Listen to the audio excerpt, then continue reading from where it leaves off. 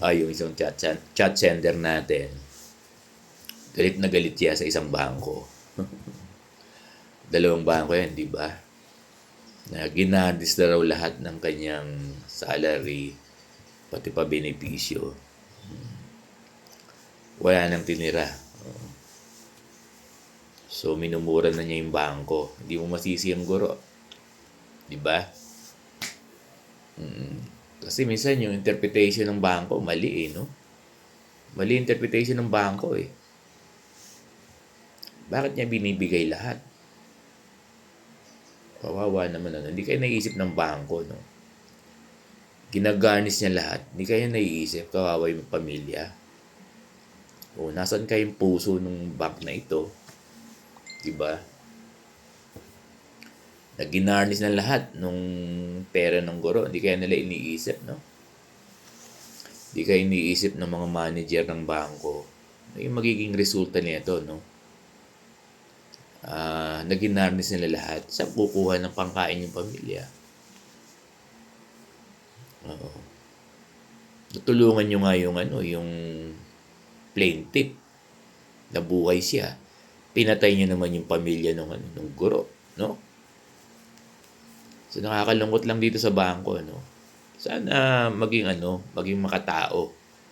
Hindi naman lahat ng pera ng guro diyan sa bangko ay pag-aari na niya. May mga anak yan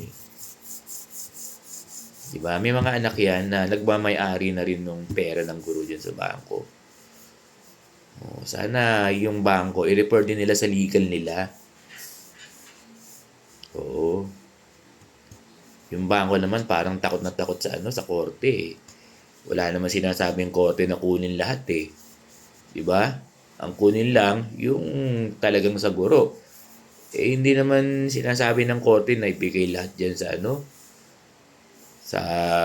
sa plaintiff. So nakikisap tayo sa mga bangko na nag-garnish ng mga ng teacher. Maawa naman kayo. Di ba nyo iniisip na wala nang kinakain yung pamilya? So, nasan yung puso ng mga manager ng mga bangko na nag-garnish ng ATM ng mga guro? Nakakalungkot. So, nasa 100,000 po.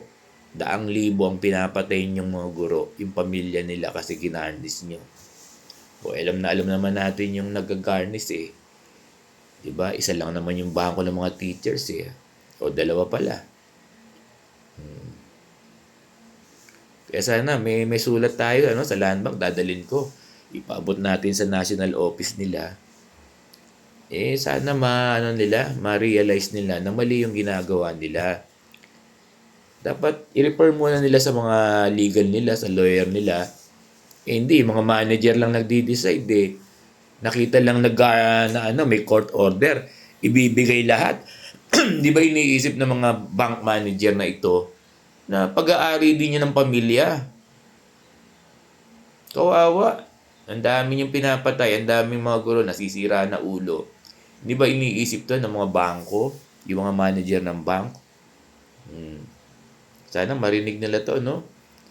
Yung sinasabi natin sa kanila sa mga manager ng bangko na nag-garnish.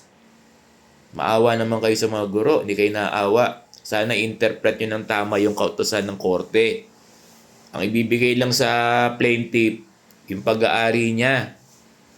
May pamilya yung guro, so hindi na niya pag-aari lahat yung pera dyan sa bangko.